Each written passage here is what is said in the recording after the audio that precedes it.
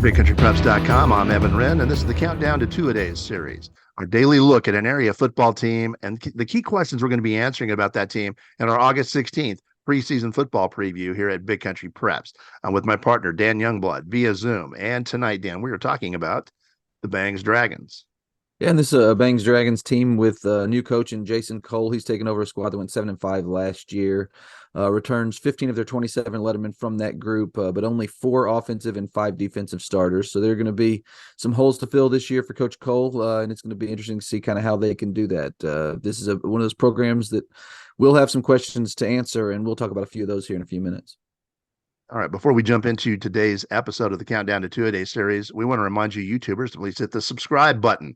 Also hit that little bell that'll pop up after you hit the subscribe button. That way you'll get daily notices from YouTube whenever we come up with a new podcast here at Big Country Preps, which will be a great way for you to follow along with our Countdown to Two-A-Days series, which will see us cover one team per day all the way up to the outset of Two-A-Days, which begin on July 21st or July 31st, rather, which is right around the corner.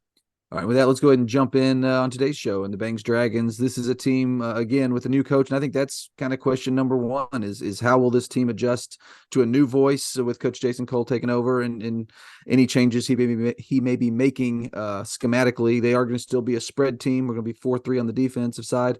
But anytime you have a new coach and you do have that new voice, there's going to be an adjustment period. And I think that's going to be a big key to how well this Bangs group does, is just how quickly they can make those adjustments and kind of all get on the same page. Because as we've seen, the first year under a new coach can sometimes be an adjustment period. I think that will just how quickly you are able to overcome that kind of determines how competitive you'll be. When you bring in a new coach, you almost want him to inherit a young team so that they can learn his system in year one and then hit their stride year two. But they've got an experienced team this year. So my question is, will they absorb his system fast enough to have their experience actually be a factor? Because sometimes when you're learning a new system, it can negate experience, and obviously they don't want to see that. So they need to absorb that system so that their experience becomes a factor. That's a key question. Yeah, and I think this Banks team's interesting in that it's got a good solid nucleus of kids that do have experience in those 15 returning lettermen, but it's also going to need some JV kids to step up and fill some holes, because they did lose 12 kids, including one of the area's top playmakers in Guy Powell, who is just a phenomenal athlete, phenomenal player across multiple sports. So they're going to have some key roles. They're going to have to be filling from JV call-ups, and that was a JV team that didn't experience a whole lot of success last year, only went 2-8. So I think that's another big question is, can these kids step up and fill those roles? Because I think depth will be important. I think they've got some starting caliber kids that have gained some valuable experience, but they're going to need some of those JV kids for depth and honestly to fill some of these starting roles. So I think how well they do this year will largely be determined by that as well, just how some of these young kids are able to step up and step in, because that's always important. All right, let's take a quick look at Bang's schedule for 2023. They open with two tough road dates at Early and at Comanche on the 25th and on September 1st. Then they host San Angelo Grape Freak on the 8th in their home opener, followed by a home date with Merkel. Those two dates right off the bat are going to be kind of tough.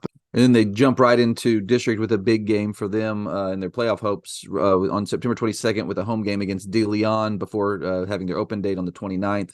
Then they open October at Goldthwaite with another game. It'll be important if they want to make the playoffs.